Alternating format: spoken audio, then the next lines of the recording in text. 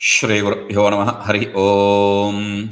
Om Sahanavatu Sahano Bhunaktu Sahaviryankaravavahai Tejasminavdhitamastu ma vidvishāvahai. Om Shanti Shanti Shantihi.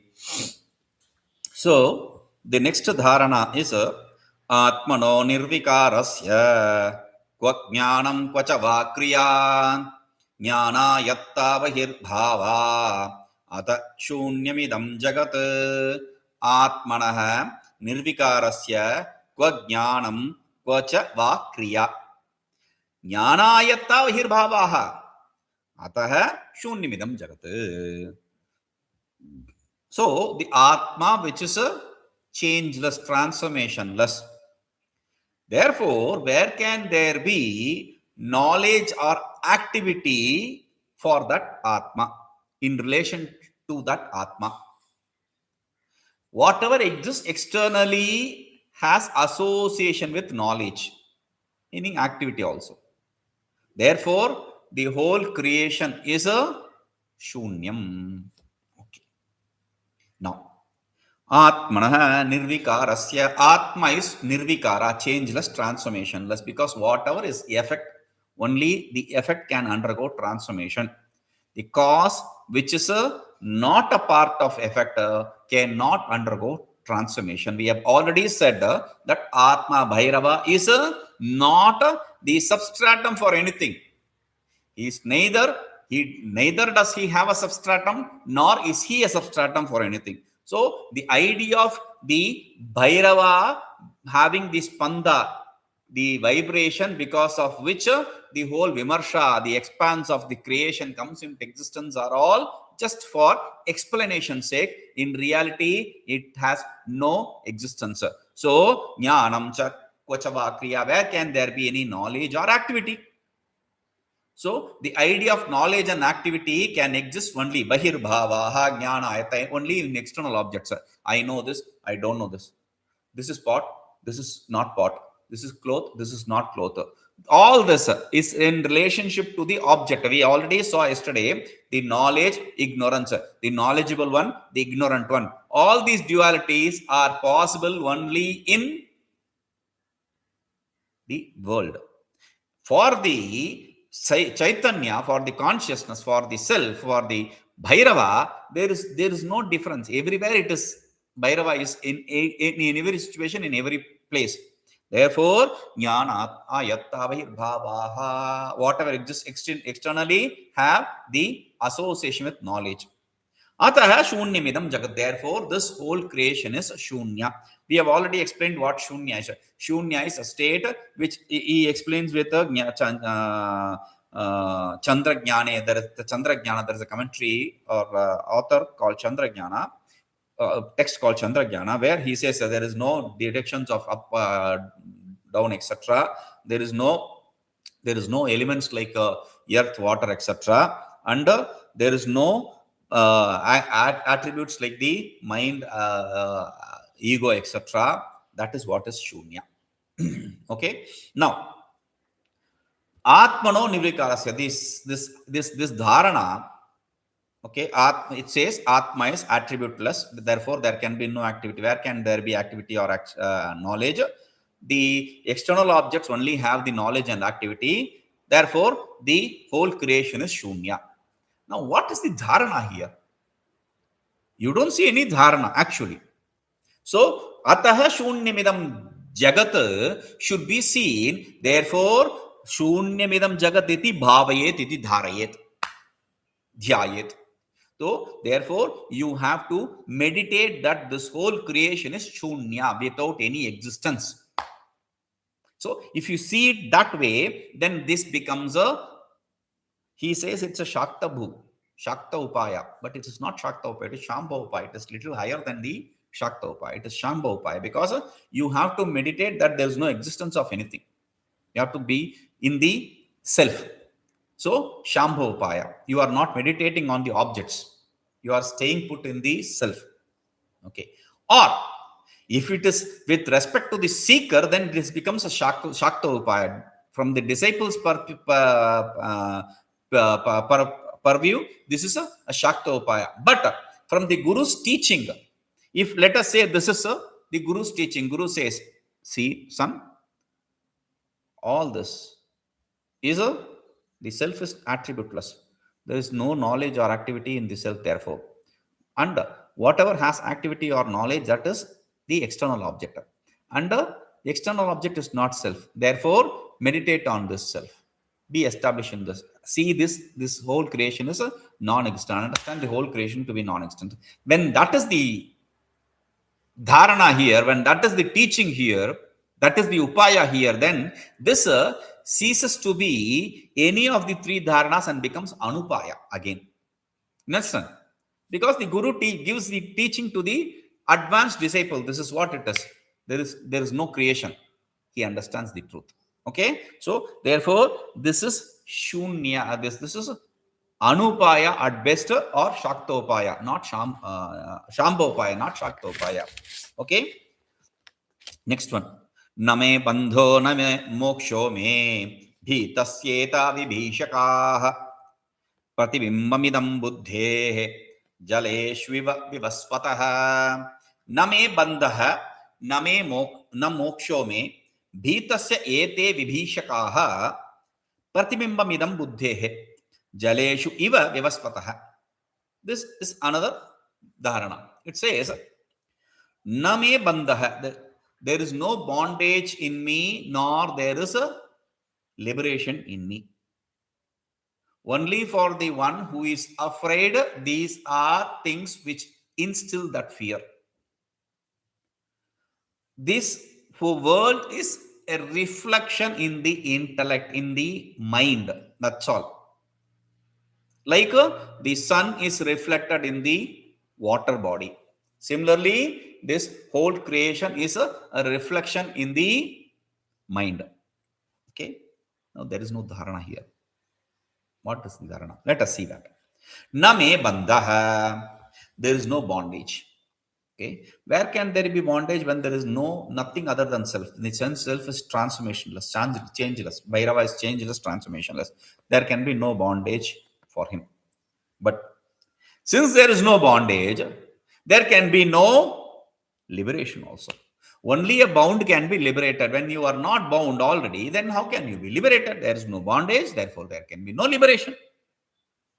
Bhītasyaitā vibhīṣikāḥ. Only a person who is afraid, who has fear inside, only that person with fear can be instilled with fear. You can threaten him.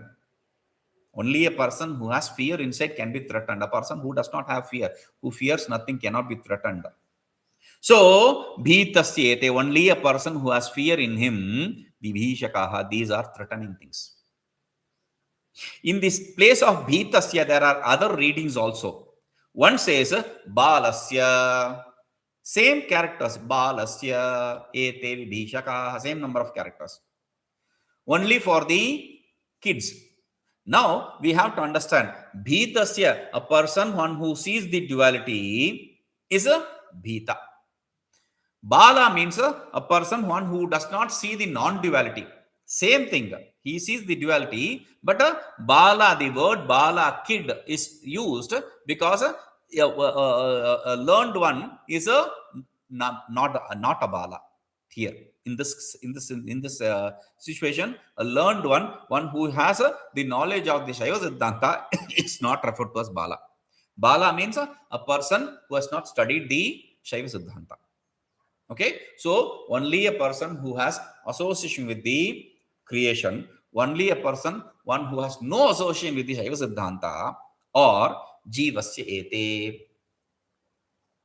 Jivasya ete vibhīṣikāḥ. There is another reading which says this should be accepted as jiva. Jivasya ete vibhīṣikāḥ. There is no character reference. They are same number of characters. Jivasya ete. It is these only threaten the jiva. But wait a minute. When you say there is no bondage, there is no liberation, how can there be jiva? That question does not arise. Jiva itself is not existing. Then how can there be jiva? So for that, it says pratibimbamidaṃ buddhehe. This idea of jiva is a reflection on the intellect, on the mind.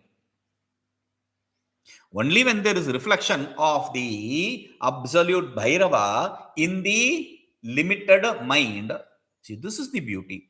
The absolute is reflected in the limited. Therefore, it sees itself to be limited. How can the absolute be all-pervading absolute self be reflected in the limited thing? It is impossible. So for that, he is giving an example. See, there is only one sun, and it seems to be plural.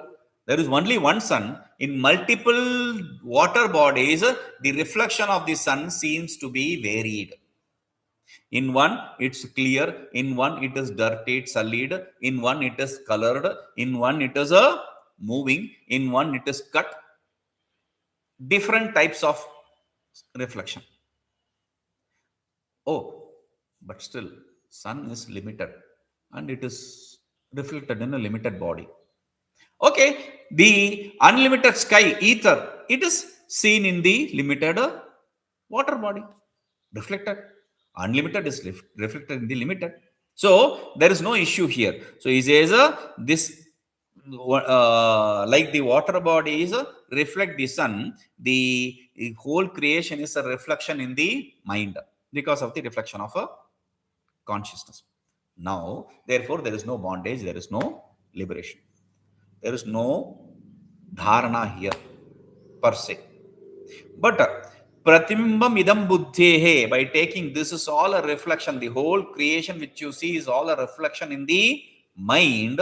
When you see that vishvam darpana drishyamana nagarim, with reference to that, when you see this, then the whole thing is you have this dharana refers to giving up the association attachment to the mind.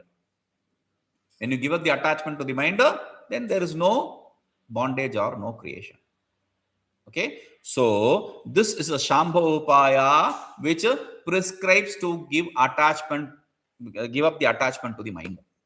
Okay, or it can be anupaya where the guru says, I don't have any bondage, I don't have any liberation, therefore I don't have any liberation. Only the person one who sees the duality, who is afraid, he is threatened by this world. But these are, I see all this as a reflection in me, the self. Therefore, there is no fear for me. So this is an initiation of instruction by the guru to the disciple who is in a very advanced state, he gets liberated just by hearing this. Okay, therefore that can be accepted as anupaya also, not shakta upaya. Okay, next, after explaining the detachment from the mind, he is explaining the detachment from the sense organs. Okay, after explaining the internal organ, now he is coming to the external organ. Indriyadvārakaṃ sarvaṃ sukhaduḥkhādisaṅgamam itīndriyāṇi saṃtyajya svasthaḥ vartate. Indriyadvārakaṃ sarvaṃ sukhaduḥkhādisaṅgamam indriyāṇi saṃtyajya itīndriyāṇi saṃtyajya svasthaḥ svātmani vartate. See, all this happiness, sorrow, etc. are gained only through the sense organs. Understanding this, give up the attachment to the sense organs and stay put relaxed in yourself. Now, indriyadvārakaṃ, dvara means gate. Whatever you experience, happiness, sorrow, sukhaduḥkhādisaṅgamam, whatever is gained as happiness, sorrow, etc., they are all gained through the gates of sense organs. The mind travels through the sense organs and gains the object. We have seen this. So, without the sense organs, the mind cannot travel outside. So, it cannot grasp the objects outside. In the dream state, it creates a sense organ and travels through that created sense organ and it gains the object. In deep sleep, there is no sense organs, there is no object. In coma, there is no organs, there is no object. In unconscious state, there is no organ, there is no object. In a dead one, there is no organ, there is no object. So in these states where there is no sense organ, there is no object. So by understanding that the sense organs are the means or the only way to gain the objects, and because of gaining the objects, if the object is conducive, if it is favorable for us, then it gives happiness. If it is non-conducive, if it is unfavorable for us, we gain sorrow. This is the nature. So, if we like what we see, we gain happiness. If we don't like what we see, we gain sorrow. Therefore, the sense organs are the root cause for all these experiences. If I don't see, if I don't have a sense organ, I don't see, I don't have experience of happiness or sorrow. Itīndriyāṇi saṃtyajya. Therefore, give up the attachment to the association with the sense organs. Give up the association with the sense organs. When you give up the association with the sense organs, svasthaḥ, you become well. svasthaḥ. That is one meaning. Svasthaḥ means one established in oneself. Swasmin in oneself, sthitaḥ established. Established in oneself also is svasthaḥ. Svasthaḥ also can be interpreted in normal terms as a healthy. So you become healthy because svātmani vartate, because you stay put in the self. Because there is no duality, since there is no sense organs, there is no appreciation of duality, you are not going to gain the duality. Therefore, you are not going to be tied up to the emotions of happiness, sorrow, etc. So this is a